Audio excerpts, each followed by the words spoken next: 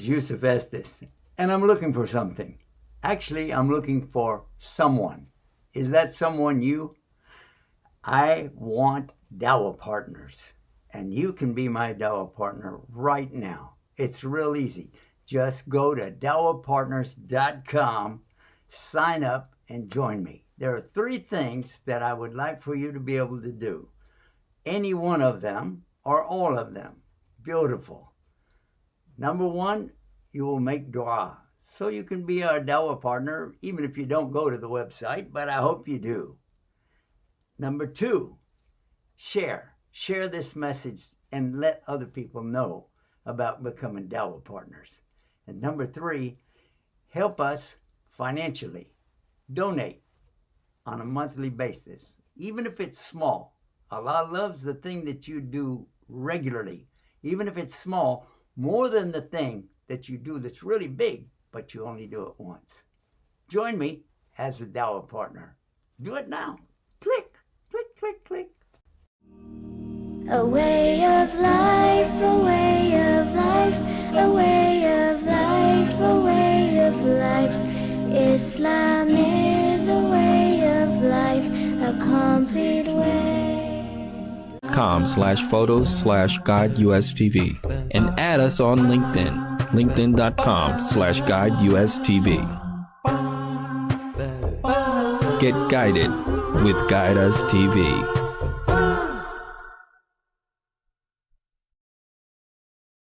Guide Us TV, first Islam channel in U.S. Thanks to all of you for watching, sharing, and spending your time with us on Guide Us TV. And remember, tell everyone, stay guided with Guide Us TV. Stay guided with Guide Us TV. The wise old owl says we all need guidance in our life. So remember, get guided with Guide Us TV.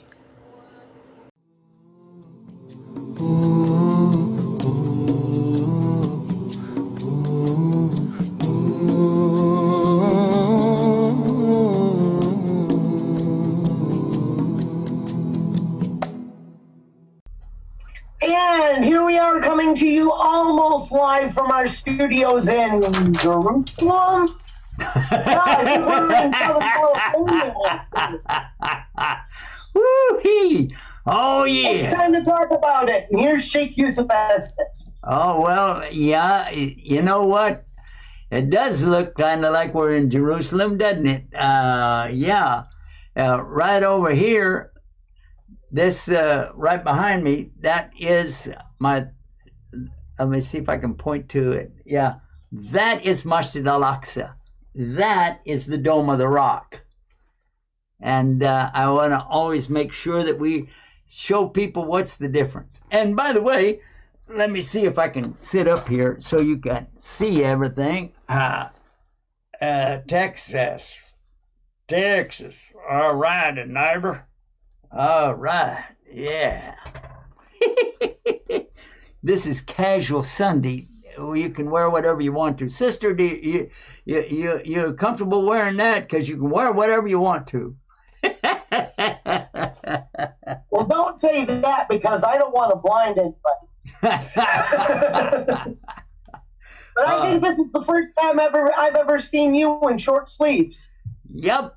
It's the first time I've ever been on camera with short sleeve, but I did that because I want to talk about a subject. You know, this is very serious. I have a habit of wearing like this cap all the time, and I enjoy when I'm just by myself, even just wearing this. I like it. But sometimes when I go out, I want to promote Guide Us TV, so I'll put this cap on.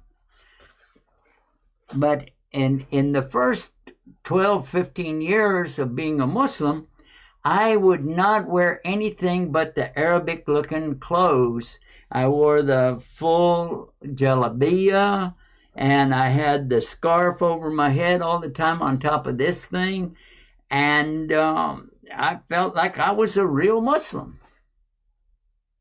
But then one day, one of our highly respected teachers asked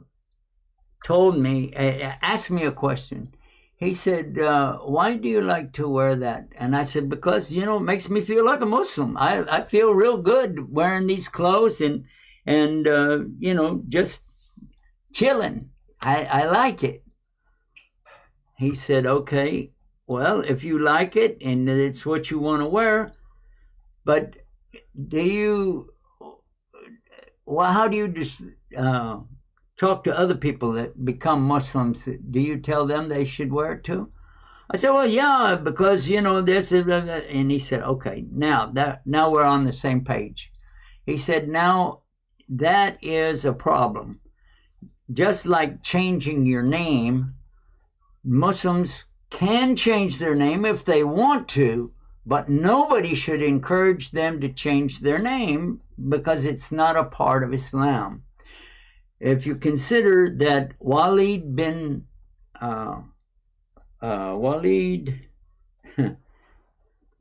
anyway, I know so many Walids today, I'm getting their names in the back of my head. But the one that was the big enemy to Islam, his name was Walid. And when he came into Islam, now he had actually killed Muslims, but when he came into Islam, he wanted to do a 180.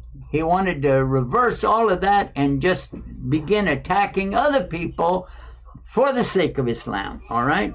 But he never changed his name.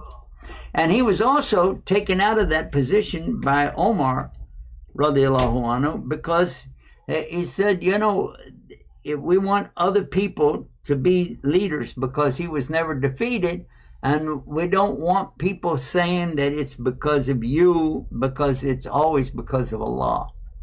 Yeah, think about that. We want to win because Allah gave us the victory, but we don't need it from you. Can you imagine that? But anyway, I come back to the clothes. So the Sheikh was telling me that none of the companions, male or female, really had to change much of their dress attire except to be sure that it was long enough to cover what's the aura. The aura is only from the navel to the knee. Yeah, that's for men and women. And now a lot of people are going to say, no, you got it wrong. Wait a minute, hold on. That is the area that is forbidden for anybody to see. The navel to the knee, nobody. However, when anybody is coming around you, for the ladies, even the little children who are not old enough to know the difference, they can see their mother above the navel, below the knee, but not in between. The little kids.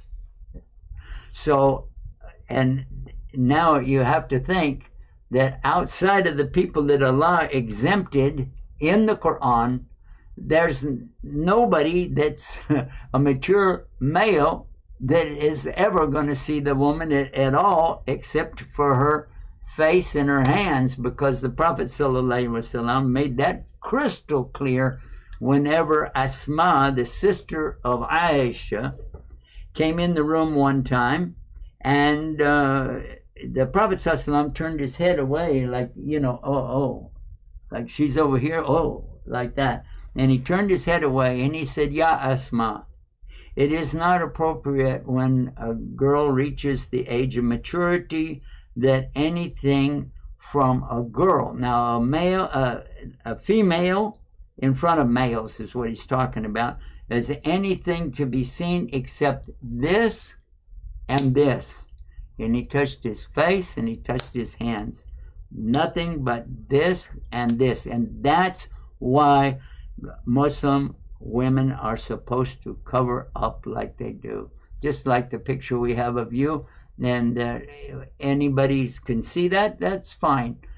Now, there are opinions of some of the scholars today, even, that they say the woman should cover their face. But if they want to, good to go. However, if they don't want to, nobody should ever tell them that that's a part of Islam, because it really isn't. The misunderstanding comes because of the treatment of the wives of the Prophet sallallahu alaihi wasallam. And even then, Aisha, she's talking about, and she's the wife of the Prophet, and nobody can marry her if she got divorced from the Prophet or the Prophet sallallahu alaihi wasallam dies. There's no way that any of the wives of the Prophet can get married again. That was clear in the Quran. Did you know that? No, I wasn't aware of that. Yeah. Well, that is a set deal. Okay, so the other thing is that, and of course none of them wanted to leave the Prophet sallallahu alaihi wasallam. He was one of the best, maybe the best. According to him, he was the best of them anyway. And he said, the best of you are the ones that are best to your wives. And he said, I'm the best of you to my wives. So that makes a lot of sense. So anyway, now we'll go back to the clothing. So a woman should be covered up, but there's nothing telling her what color it needs to be. Now, some of the women say, well, it has to be black. Well, if you want to wear black, go ahead. But it gets pretty hot. So if you wanted to wear grays or browns or tans or other colors, I don't recommend the white though, because for women that's not a good color, because they're always working around food or working around kids and so on.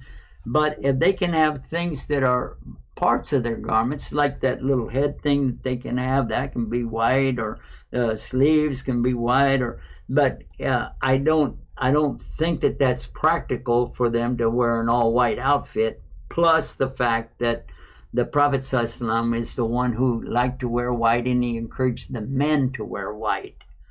But I'm not going to say a definitive is this or definitive is that, or haram on this, halal on that, because that's not my position anyway.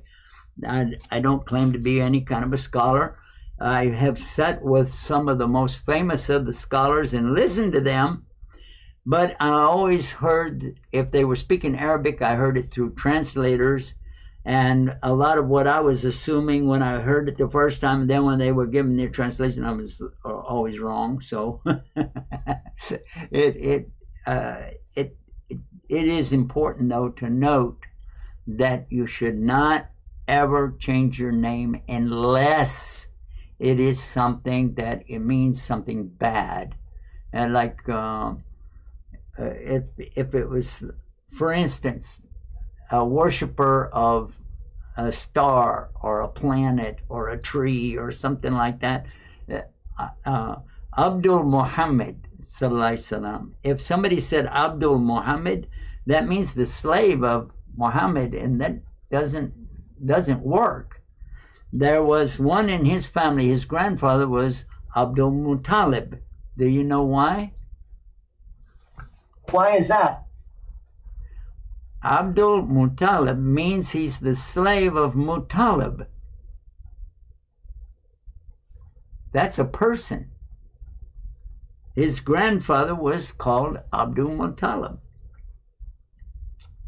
You should be asking me why. Oh, why? Yeah, I was trying to think. I was racking my brain. I'm like, I've heard the name Muttalib before, but I'm not putting the two. That was the grandfather of the Prophet sallallahu alaihi wasallam, and his grandfather is the very one who raised the Prophet sallallahu alaihi wasallam up after his parents died, and then when he died, his uncle took over and took the responsibility. Now, how do you reconcile this But the Prophet ﷺ never told his grandfather and never even talked about his grandfather. Of course, he was passed away by the time the Prophet ﷺ became a prophet.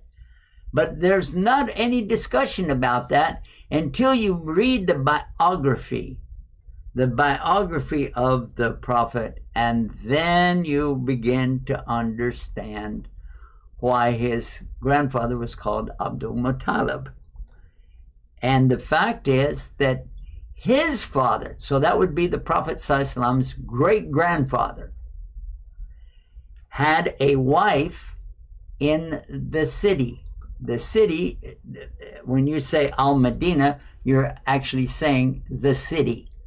The city that's in reference here from Mecca, they always said the big city, oh, go to the city, all right?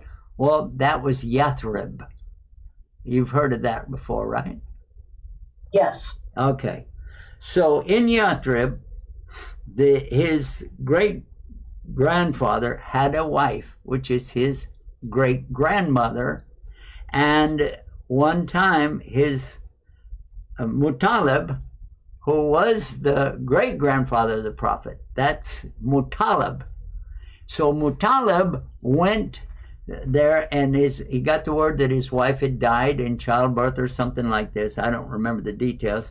But he came back with this little boy behind him on his ride, on his animal. And so when people saw this, they said, oh, look. And now Muttalib himself was also a leader, a tribal leader. So when he came back, they said, oh, he picked up a slave while he was in Yathrib. Okay. So they called him Abdul Muttalib. And in those days, they didn't have the news circulating back and forth on text messages and emails and social media and everything, telling everybody's life and stories and conspiracy theories and all.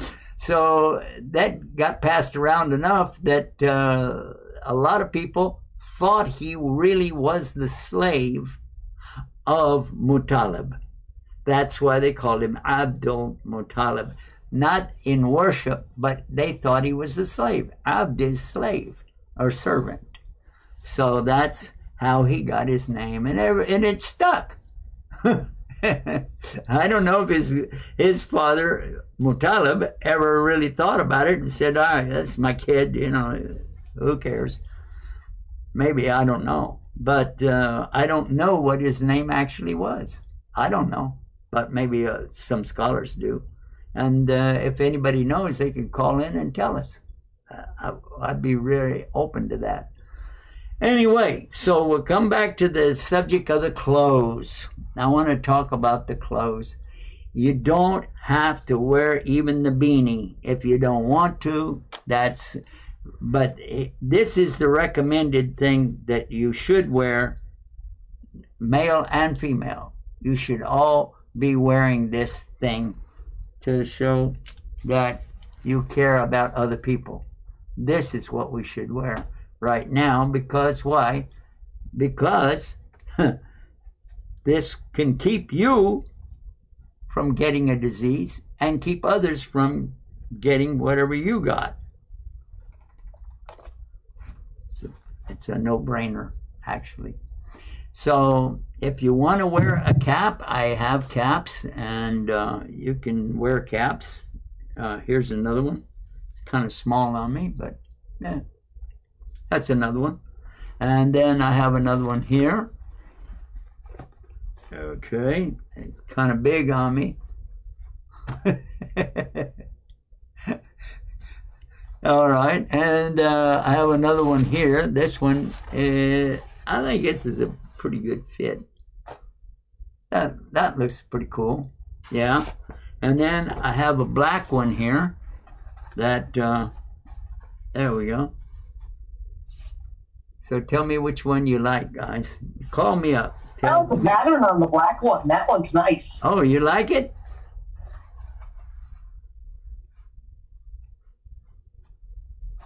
Yeah, that one is nice. Hey, I heard a voice. Who is here with us right now? Let's see. Look who it is, mashallah. I didn't even know you were here. Let me put you up here. And look who it is. Who is that masked man? Oh. Assalamu alaikum. Wa alaikum assalam, rahmatullahi barakatuh. That's Habib. And he is my Habibi. Yeah, everybody knows what Habib means. Loved one. Hub is love. Hub. And if you have hub for somebody, that's your Habib. Habibi, meaning my love. MashaAllah, Habib. And also, his name is James, and he doesn't have to change his name if he doesn't want to. Yay! Well, not legally, no, because you realize the headaches. You know, if you have a passport and you change your name, you have to get a new passport. And if you look at the amount of money that's spent out, it's like people can call you by your Muslim name, but it doesn't mean you legally have to change it. And still, you don't have to have a Muslim name. You can I can go by James. Well, now, if your name is Jack, now, you know, a nickname Jack is for John. Did you know that? Yes. Yeah. So, as somebody named John, they will call him Jack. They would used to call John Kennedy, President John Kennedy, sometimes they would call him Jack. And because, you know, that's a nickname. So if somebody's name is John or Jack, I am sure that they would appreciate not calling them by their name. Like if you see them in the airport, "Hi, Jack!" Because then you're going to have a serious problem. This is true. Sister, what do you think about that one? Your jokes get better every time you tell them. Yeah. Oh, have I already told that one before? Excuse me, I heard that one a couple of years ago. Oh, no. Well, at least it's new to one of us. Yeah, there you go. All right. Yeah. So I've got to remember the sister is here, and she's heard all my old jokes, so I have to be careful now. Anyway, so I got that hat on. I don't know. I just keep coming back to this one because it feels comfortable, and it's not heavy. I don't even notice it's there, but it keeps my hair down and feels good. Let me ask you a question related to clothing. Okay, sure. Jewelry for men and women. Okay. How much is it okay to ornament yourself? What do you mean? Well, like, I've seen men from the Middle East, and they've got rings on every finger, and, you know, women with earrings hanging out from under their hijab and stuff like that. What does Islam say about jewelry? Well, there is something in the Quran talking about the ankle bracelets that were worn at the time of the Prophet ﷺ, and those ankle bracelets would make noises. So that's why it says not to stamp their feet to get attraction to them, because they used to do that. Like if you had little tiny wind chimes on an ankle bracelet, something that, you know, you rustle it around and people look over at you. And that is really the only time that I saw anything in the Quran that's specifically telling you don't do that. However, I think that is the position that a lot of scholars hold because of that verse about putting bracelets on that make noise and necklaces that show off and so on. Now, when it comes to necklaces, if there's a cameo or something on the necklace that represents anything about worship or gods or anything like that, that is tamima, And a tamima is forbidden for all of us. None of us should wear anything that represents any kind of false worship. Obviously, that should be for all Christians, Jews, and Muslims. But I'm not the one that I'm not running a police state here, and I'm not going to tell people what to do. But the common sense thing is to stay away from anything that could be misconstrued by anyone, especially Allah. Allah knows your heart and He knows what you're doing. So if you put something on it that has a cross or something on it that has a Star of David, even though, by the way, the Star of David, according to some of the Muslims, is something that the Muslims have a right to as well as the Jews. But I don't want to get in, I don't want to open up that subject. But I've been told on good authority that there is something related to that. I think it's a 6-pointed star, isn't it? The Star of David?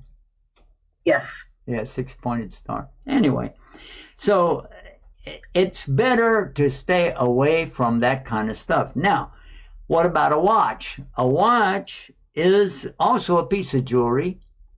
It can be, because you can get a real fancy watch. What's the famous name of a watch? Rolex. Rolex. Yeah, you could get a Rolex and pay a lot of money for it. And there's several others that are even more expensive than Rolex, but they're not real famous like the Rolex. But there's a lot of knockoffs too that you could get maybe under $100. But I think the idea of just having a timepiece is good enough. I have a phone and it has the time in it wherever I go, and it will change automatically for the time zone I'm in. So that's all I need. I'm not trying to show it off, However, as far as earrings, the earrings, most scholars say that a woman can wear her earrings, but not as an attraction for men outside of her circle. So that means her husband, her brother, her father, her son, all of them are entitled to look at her jewelry and appreciate what she's got. But if it shows, then, like her earrings are showing out, then especially if they're like real long and gaudy and got all kind of frills on it, it could be a problem. Again, though, that's not for me to make the definitive answer. So if anybody has a question like that, talk to your local imam and see what he says. And then you'll know exactly what that mosque prefers. So if you like it, you can go back there. If you don't like it, you don't have to go back. But that's why I think it's important to follow the Prophet ﷺ on this topic of follow your imam. Because if the imam says something, that is pretty much going to be the opinion of the people that put him in place, because otherwise they wouldn't have hired him. So he's speaking on behalf of at least some of the people there. And if you want to blend in or meld in with all of everybody, which you should do, then you need to know what the rules are and what you should do and what you shouldn't do. However, if the imam tells you something that you don't like, for instance, if he said, you have to wear the face mask. Okay, now I think that I just said that a minute ago, that all of us should be wearing the face mask. But if he's telling the women they have to wear a face mask, but the men don't, then I don't know, maybe you could find another masjid to go to, or comply while you're there, but you just take it off when you get to your car, if you don't want to wear a face mask. If you want to, then nobody should stop you from that. Nobody, not even the police in France, should stop you from wearing a face mask. I think you got the innuendo there. Anyway, so As far as specifics, would you like to elaborate on that question a little bit, or I don't Well, know. what brought that question up to me was actually something that you posted on Facebook about a ring that was found in a Viking grave. Oh yeah. Ah, we talked about that, didn't we? Let me see if I can find it. Okay. Because if I can find it, I put it up. Okay, let's see. That picture of the... Yeah, here it is.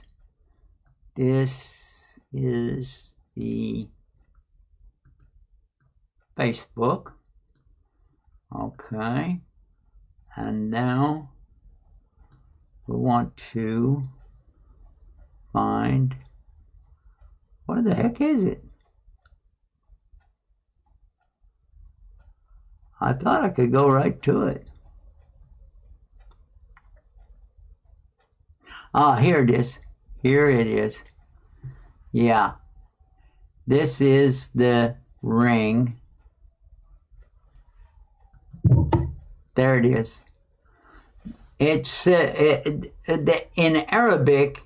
It says Illa Allah, or Ilay Allah, Illa Allah, or Ilay Allah, or Ili Allah.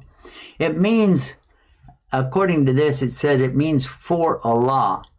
Now, how does they get that? Let me pull it down a little bit so you can see there you go. The top of it, the top of that ring, it has Kufic script. Now, Kufic script is straight lines, like you see that are up there. That's a drawing above the ring so that you can notice what it is. But this is supposed to be about 1,200 years back. That was in the 800s or the 9th century, in the 800s. So about the time of the students of Imam Bukhari and students of Imam Muslim and so on, that would have been the circulation time. About 1,200 years ago. Let me put it back up so you can see the bottom of this. And it says, the silver and glass ring from a woman's grave in Burka. That's strange. Burka or Birka, Sweden, from 1,200 years ago. The Kufic script says for Allah. So now, what does that really imply to us today? Well, first of all, I don't have rings like that. I do have one that said world's greatest dad. And on occasion, I do put it on and play with it. But it's a silver ring.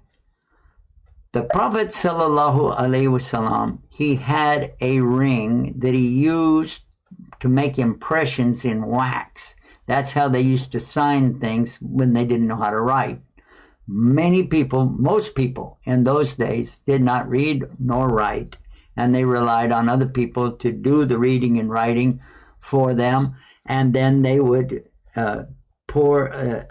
they would melt wax and pour it on an area, and then they would push a signet ring down into it, and then when they pulled it out, it would be the reverse of the ring. So they would make the ring so that it was already reversed. Then when you put it in there, it would say Muhammad Rasulullah, and that's how they did that, and that's what he had. Now, he wore it on this pinky finger. I think it was on the right hand anyway, and then he would stamp it down like that. So if somebody gives you a ring, it's okay, but the men are not supposed to wear gold. I'm going to put that back up so let everybody have another look at it. So this ring has the word Allah on it, and for that reason, a lot of people will tell you you can't take it into the bathroom because it has the name Allah on it. But this particular ring was found in a grave on the hand of a woman who had been wearing the dress that she had on, or the clothing she had on, was 100% of the Vikings. And it was obvious to the archaeologists that this woman was a Viking woman, not from the Arab culture or the Indo-Pak or anything like that. So it was assumed that they were trading, because the Vikings were also very much known for trading with Muslims in different parts of the world, especially after Spain was conquered by the Muslims in the 1400s. But that is another story for another time, because that's not the time period we're talking about. We're talking about the 800s now. And so that means that they had traveled down somewhere into probably the area of Spain. No, I'm the 1400s. I got that mixed up. That was Turkey. So yeah, Spain was early on. Yeah, so it could have been Spain. It could have been in Maghreb, but for sure, that is most likely the logical answer is through trading, because the Muslims would not have tolerated these guys pulling up in a ship and jumping off and attacking them. They'd have wiped them off of the face of the earth. And they knew that. So they were more interested in trading instead of raping and pillaging and stealing and all the rest of it, which is what they were famous for in other parts of the world, especially in the Scandinavian countries. When the Vikings are coming, it's like, the Vikings are coming, the Vikings are coming. Did you know that there was a Muslim that traveled up to visit the Vikings? Yeah, actually, I did hear about that. But tell us about more if you know more about that, sister. Go ahead. I do know more about it, and I'll tell everybody after the break. All right. Oh, it's time for a break? Whoa. All right, let's see what happens when we go to this break. I've got one of the old break times for you guys. Here's how you can watch Guidus TV. Stay tuned and stay guided with Guidus TV. Yeah, I love the way they say that. Get connected with Guidus TV. Like us on Facebook at facebook.com/GuideUSTV1. Join us on Google+, plus.google.com/+GuideUSTV. Follow us on Twitter, twitter.com/GuideUSTV1. Find us on Flickr, flickr.com/photos/GuideUSTV. And add us on LinkedIn, linkedin.com/GuideUSTV. Get guided with Guidus TV.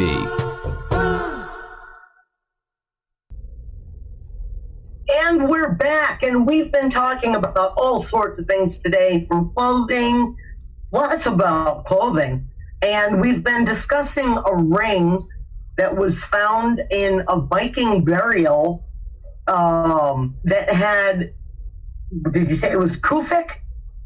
Kufic script. Kufic script on it. Yeah. That invoked the name of Allah. And I was just bringing up that there was a Muslim who traveled far to the north. His name was Ahmad ibn Fadlan, and he traveled up and wrote a journal about the Volga Vikings. And while he was there, he was part of a trade caravan, and he witnessed a ship burial. And so, I mean, his works are absolutely fascinating, and they still exist to this day. Ibn Fadlan was a expert in Islamic jurisprudence and faith, and he worked in the court of the Abbasid Caliph Abbasid, yeah. Al-Muqtadir. Yes. And I'm sorry, go ahead. Yeah, I was just saying Abbasid. Yeah, that's you said it right. And he traveled all over the world, but the biggest portion of his account was with the Vikings on the Volga trade route. And this all happened. He was born in current era 879, and he died in 960. So this was many years ago, and right around the time that they believe that ring was made. And so if anybody is interested in reading about a Muslim's take on the Vikings, look up his works, Ahmad ibn Fadlan. I'm trying to get that.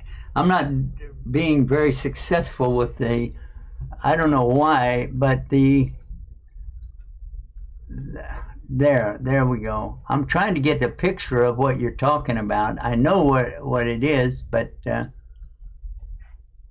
I'm just going to put, this is a collage, but you can see A Tale of Two Civilizations, the Viking and the Muslim civilization. And this is a tortured way to look at it. But Vikings meet the Muslims. This is another one that is, it's just something that I think is very interesting, like Sister said. But, and I think it proves very much that they were open to trading and open to doing a lot of things. The stories that we have from the Scandinavian countries are always that the Vikings are harsh and bitter. And I remember that one of the things that we heard was that they would kill their sons if their son looked like he was going to be weak and wasn't going to be strong enough to carry, carry swords and carry banners and stuff. That just whack their own kids. But I don't know if that was really true. That remains to be seen. But they were tough people. Don't get me wrong. I'm not saying they weren't tough, but I don't think they were heartless as a lot of people describe them.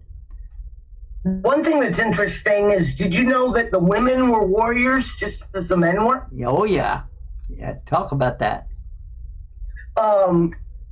Viking warriors could be male or female. They have found Viking burials of women with shields and swords.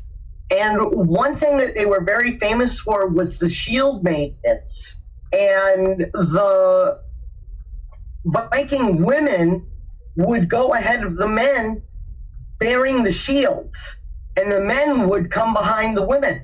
Not because the women were oppressed and, let's just all hide behind the women. No, they wanted to be at the forefront of the battle because they believed that if they died in battle, that they would go to Valhalla and dine with the gods and drink beer all the time. So the women were right out there as part of the battle with the men. There is something that I've found here on the internet that might be of interest to a lot of the Muslims, or our viewers in general sense. There is something that they're saying a lot. Here's one of their gods or kings. I don't know if it's supposed to be a god or a king or what, but I'll put it up so you can see it. Yeah, this is a king or a goddess, a god somewhere. It looks at the beard. His beard is all the way down like a big scholar. But he's got two dogs, so obviously that's not a Muslim. And he's got a raven up by his head. So, Sister, do you know who this might be? Because you know a lot about pagans. It looks like an early depiction of Odin, and what makes it unique is that he still has both eyes. Odin was known for only having one eye. But the ravens and the dogs are definitely Odin's. And so I would say that's a picture of Odin. Okay, I think Odin is also the one that, this is a name from that same Scandinavian area, isn't it? Yes. All right. So anyway, Allah, now I'm going to give you the tail end of this story here, because when I move it up, you'll see Allah, that's not the end of it. It says, never heard of her. So it looks like they're trying to make fun of Islam in front of Allah, but there's about oh man, there's at least 100 pictures on here that are all different people saying Allah never heard of her. So definitely. I'm wondering if Allah in Scandinavian is a woman's name, or if there's something that sounds so similar. You know what? It might be. Here's a modern day guy with a helmet. Looks like a nut. But watch this. Again, never heard of her. So making fun of anybody's God is forbidden in Islam, by the way. We're not allowed to make fun of other gods. This is in the Quran. We mustn't make fun of other people's gods, because, and this is exactly what happens, if you make fun of somebody or criticize somebody else's God, then they'll criticize Allah, their creator. And without realizing what they've done, they will box themselves away, way far away from Allah. Making fun of Allah is not what you want to get involved in at all. Not even this. So guys, although I showed you this, you have to understand that this is for educational purposes.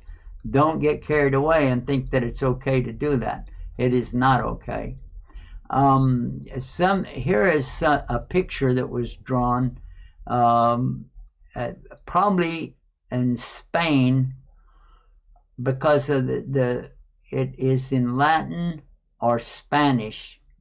Let me put it up here, but you can see that somebody is talking with a king, and it says a tale of two civilizations, the Viking and Muslim civilization. Okay, so that's what this is about here, and it's from a Spanish perspective.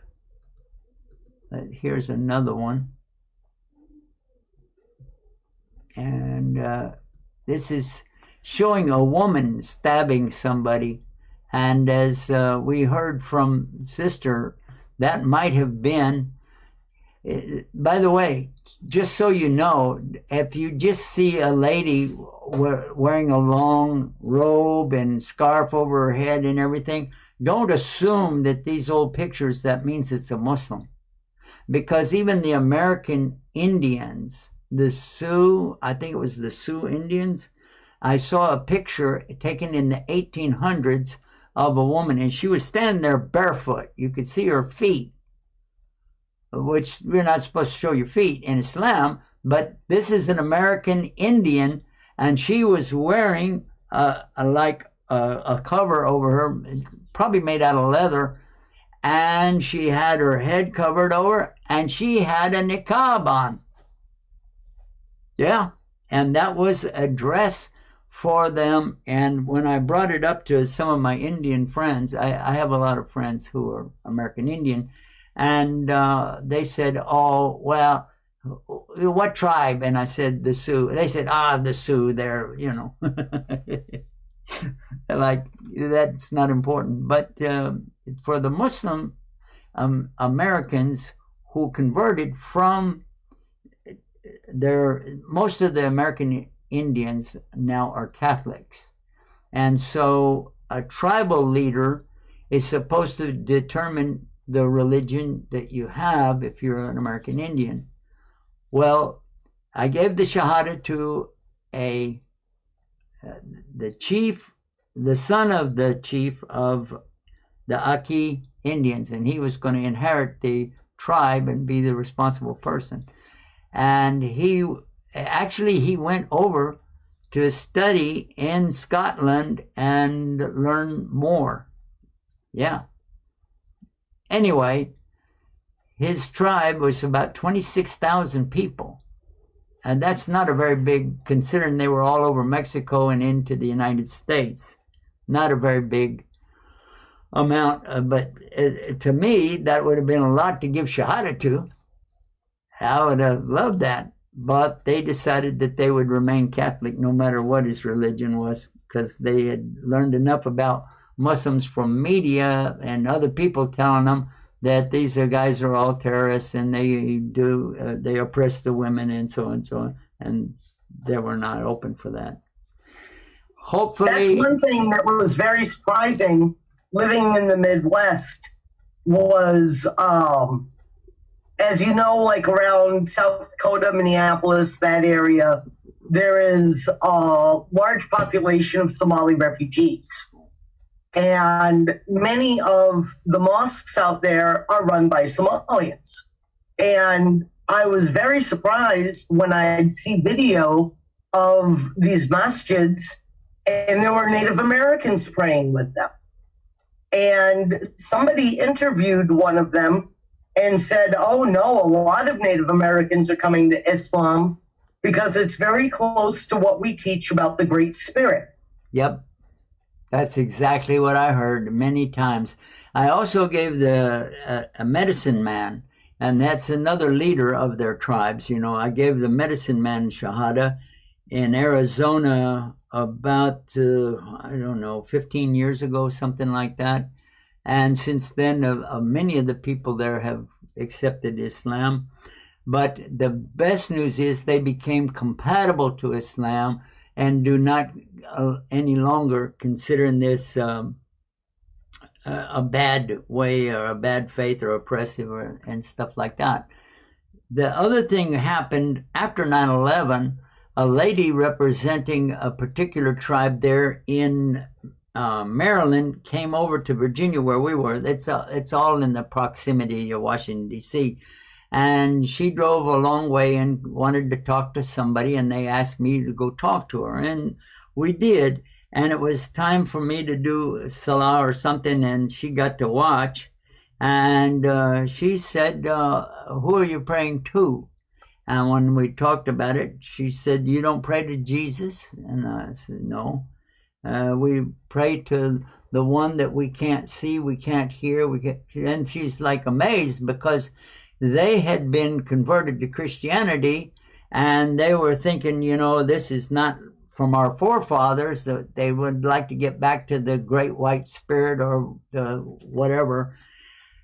And what I had described to her seemed more compatible to her than the idea of praying to a man that was not even getting his prayers answered on the cross.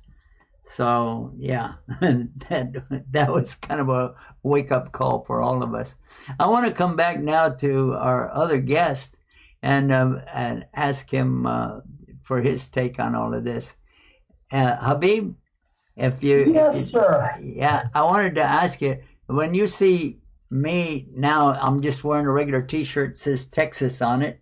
I don't know if you can see that or not. It says Texas. Yeah, I can see that. Yeah, and yeah, so, but I still got my cap.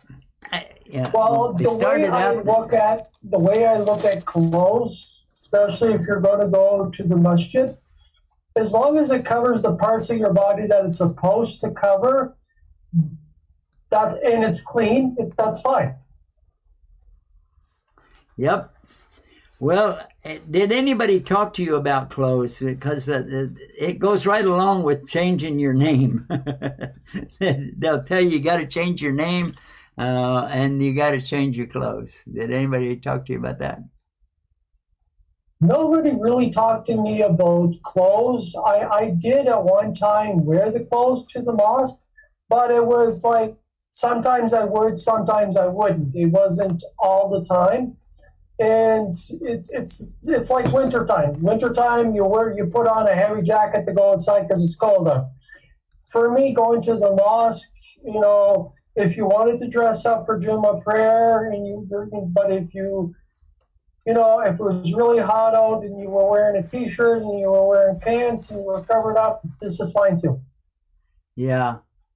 Well, the other thing that I think really impacted me when the scholar was telling me about all of this, he asked me about Abu Lahab. And he said, do you know who is Abu Lahab? I said, well, yeah, there's a surah in the Quran, Tabbat yada Abi Lahabin wa tab ma'agna anhu malahu wa ma kasab. And he said, yeah, that's the idea. So who is Abu Lahab? An uncle of the Prophet ﷺ, the father of flame. Yeah, because he was very red complected, and they say, so that's how he got this title, because it was like he was always on fire. But anyway,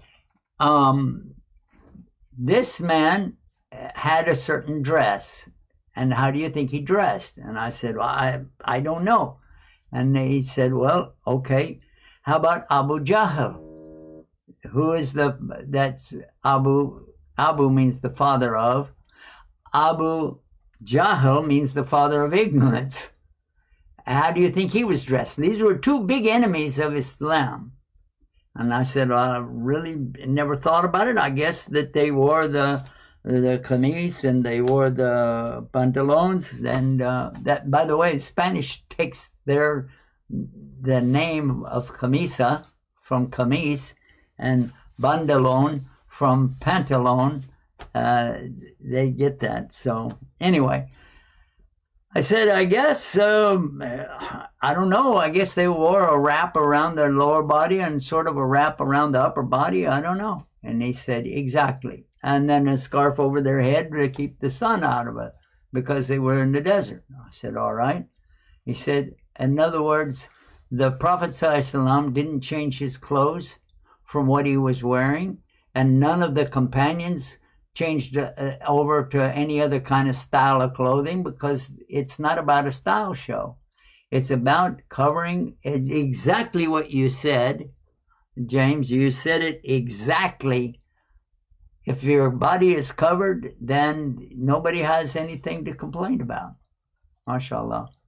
So we appreciate it. I do have a question. Okay, go ahead. This has sort of been bugging me for a little while. And this deals with the line on the floor when you stand to pray. Should it be at your toes or should it be at your heel? Ask your imam. That is one of the things when you say follow your imam, because if he tells you put your toes on it, then do that.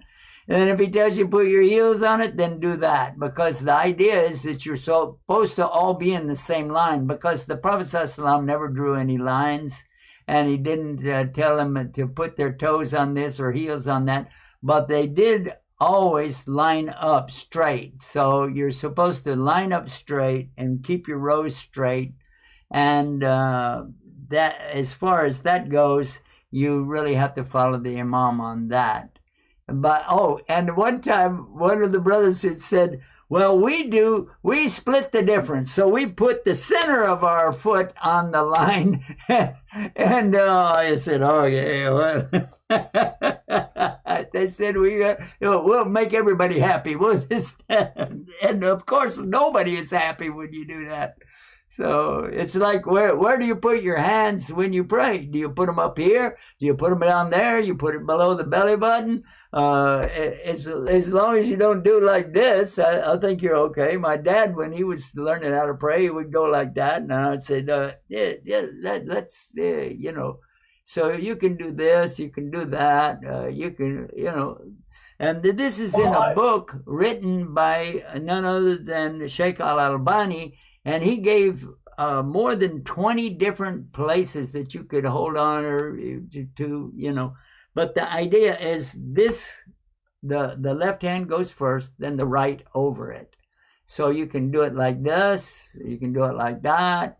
And, whatever the imam does, you're safe to follow what he does because you're supposed to follow your imam anyway. So if they want to put their... We have a phone call. We have a phone call. It's exciting. Oh. Go ahead. Finish your sentence. I was going to say, I know with some people, they put their hands down at their side when the... Oh, that is some people do that, but let's talk about that another time because we ran out of time. And guys, I want you to stay tuned because we got more stuff coming up right here on Guide Us TV. So stay tuned, stay guided with Guide Us TV. Get connected with Guide Us TV. Like us on Facebook at facebook.com/GuideUSTV1.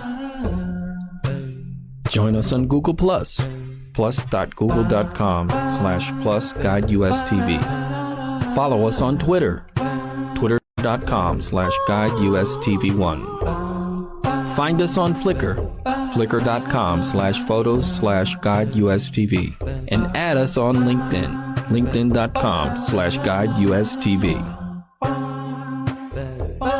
Get guided with Guide Us TV. Yusuf Estes, and I'm looking for something. Actually, I'm looking for someone. Is that someone you? I want Dawah partners, and you can be my Dawah partner right now. It's real easy. Just go to dawahpartners.com, sign up, and join me. There are 3 things that I would like for you to be able to do. Any one of them or all of them. Beautiful. Number 1, you will make dua. So you can be our Dawah partner, even if you don't go to the website, but I hope you do. Number 2, share. Share this message and let other people know about becoming Dawah partners. And number 3, help us financially. Donate on a monthly basis, even if it's small. Allah loves the thing that you do regularly, even if it's small, more than the thing that you do that's really big, but you only do it once. Join me as a Dawah partner. Do it now.